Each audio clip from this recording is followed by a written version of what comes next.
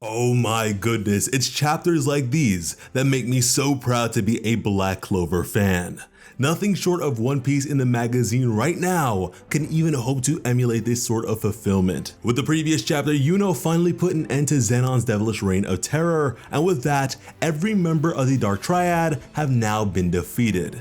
Yet even still, the advent of the tree's progression had not yet halted, as countless devils continue to pour out of the underworld's depths. Meanwhile, in the Clover Kingdom, Wizard King Julius would express that something was amiss and was on the verge of emergence.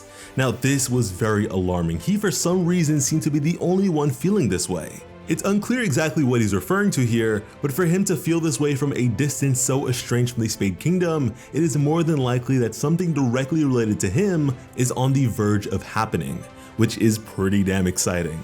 However, unfortunately for Dorothy and her virtually invincible dream magic, the opponent she'd come to face was pretty much the only adversary that could actually contest and repel her, as Morris stood before her, now capable of utilizing magic that could even impact intangible concepts. Now, before him stood Lotus, who had recently lost an arm, and if you remember, he was a smoke attribute mage of the Diamond Kingdom who faced luck during the very early days of the series, a man who very deeply cherishes his wife and 3 daughters, so much so that he would even stand against a monster like Morris on the verge of plunging the world as they know it into a devilish age of endless death, carnage, and mayhem. All of which being done for the sake of the Supreme Devil Lucifero, who now split open the forehead of Morris for the sake of providing himself a mouth in the mortal world, as he considered Morris to be even more reasonable than Dante.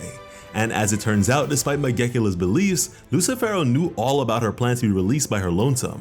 However, he didn't mind, as she served as a rather useful stress test. The fact of the matter being that they no longer needed the Dark Triad to advance the progression of the tree, that so long as they had Yami and William, the gate of the underworld would be forced open. Morris would then make use of his own modification magic, Operation, to spawn a horrifying devil minion that would immediately attack Lotus, who could only think of his beloved family. As just then, crashing the party and simultaneously obliterating the fiend, it would be the Black Bulls and the entirety of their guild building, as they were here to get their captain back. Which takes us to our latest chapter, as we would arguably have the least popular and or commonly talked about members of our main guild crash through and banter a bit as they usually do, which I absolutely love. I mean, even despite having such limited screen time, these characters absolutely make the most of it while they can, and so I am way more attached to them than I would be for characters of plenty other series with similar degrees of focus.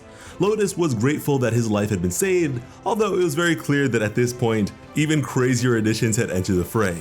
Dorothy was happy to see them as well, and hell, even Morris was happy with their appearance, as he knew from Dante that there were 2 arcane stage mages among them. Not to mention that they all possessed some pretty fascinating magical abilities, which made them rather worthy of dissection as far as he was concerned. Vanessa would remark that this guy had similar magic to the Dark Triad, but definitely wasn't one of the 3, so she wondered who in the world he was, as Gauche would dismiss the notion as regardless of who he was in their way, so he needed to be knocked aside. Morris would have his power outstretched tendrils towards the bulls, as unfortunately, Vanessa's cat was unable to combat the threat, considering again, Morris's magic could now interfere with even concepts. And so yeah, if the guy so much as touched them, it would all be over, as just then, we would finally get the reveal I have been patiently awaiting for months. The true nature of Gray's magic. It would be revealed that her power was in fact far greater than transformation magic, which was more or less just topical indifference.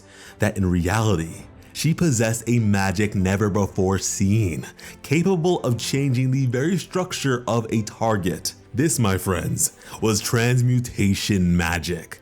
What is downright incredible, as she turned these appendages into a bouquet of flowers. I mean, this is such a powerful ability, and truly, there isn't another series in the game that can power balance the overpowered like Black Clover can. There are so many powers and abilities in this series that in most cases would be unbeatable, yet even still, they still manage to be challenged and pushed to the extent that they do without things ever feeling like a drag or a reach. Absolutely master class, but despite this, Gray would be unable to do the same when it came to each and every one of these things, and so Gauche would assist her.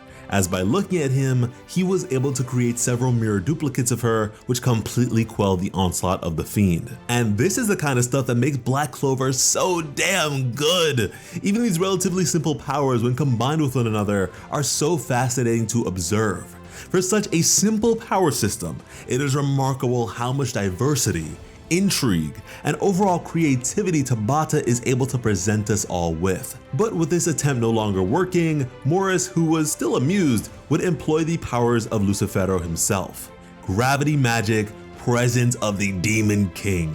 Gravity being a fundamental force, therefore making it impossible to be transmuted.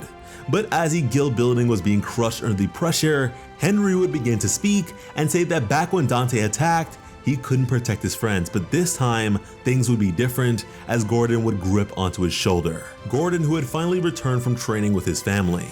After 6 long months of research and training, he had finally learned how to use his own curse magic to turn the curses of others into power. As oh my goodness, he would join together with Henry and channel the curse's expression, as we would see Henry with his hair at a normal length. And with this newfound control over his power, Henry was now able to choose where he wanted to drain magic from, as suddenly the overwhelming magical power of Morris would be stolen and absorbed into the giant bull, which would then slam its fist directly into the madman. Morris was at a loss. This was unbelievable, as he was supposed to be the one with the strongest power imaginable. As at the very same time, several more oddballs would flood onto the scene, again, all carrying their own banter.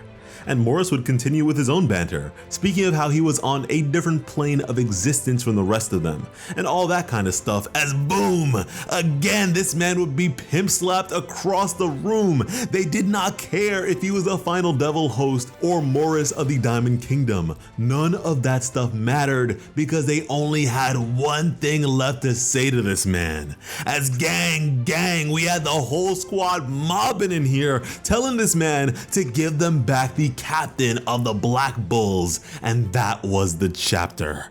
Oh my goodness, I love this chapter. For me personally, this was the most exciting chapter of the week, and I know that that is blasphemous considering what My Hero Academia has been up to, but again, this chapter exemplified all the amazing things Black Clover is able to do, and so if you love this series, this chapter was no doubt a whole lot of fun.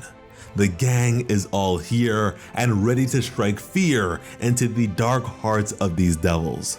Of course, more madness is to ensue, but for right now at least, disrespecting this man Morris just feels oh so good and satisfying.